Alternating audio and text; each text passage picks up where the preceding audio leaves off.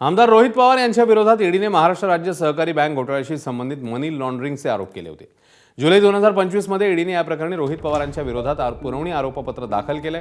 या प्रकरणात रोहित पवारांनी एक महत्त्वाचं वक्तव्य केलं। हा विषय आमच्यासाठी संपलाय असं ईओडब्ल्यूने ईडीला सांगितलं, पण ईडीला विषय सोडायचा नाहीये असा आरोप रोहित पवारांनी केलाय।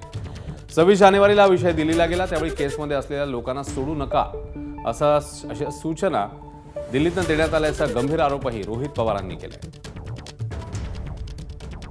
कशा घडल्यात, का डिले केला जातो याच्याबद्दल काही आमच्याकडे जी माहिती आलेली आहे ती माहिती मी उद्या सकाळी 10:30 वाजता मुंबईमध्ये जेव्हा प्रेस घेणार आहे, अनेक काही इतर गोष्टींबद्दल मी नक्कीच बोलेल। तुम्ही तर खरं कुटुंबातले सदस्य आहात, तुम्हाला अधिकृत माहिती देणं गरजेचं होतं। आतापर्यंत प्रशासनाकडून किंवा हवाई उड्डाण खात्याकडून तुमच्याशी संपर्क साधलाय का?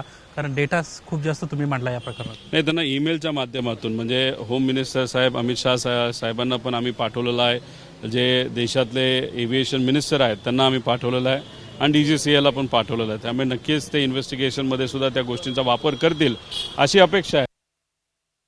35 आमदार ज्यांनी सुनित्रा काकींचं नाव हे राष्ट्र अध्यक्ष म्हणून प्रपोज केलं, त्यांचं अभिनंदन करतो, त्यांचे आभार व्यक्त करतो।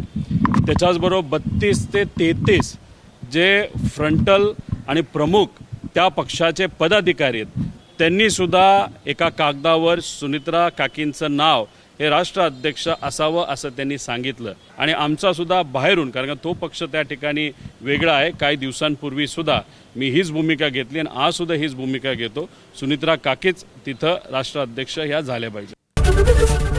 ABP माझा, उघडा डोळे बघा नीट।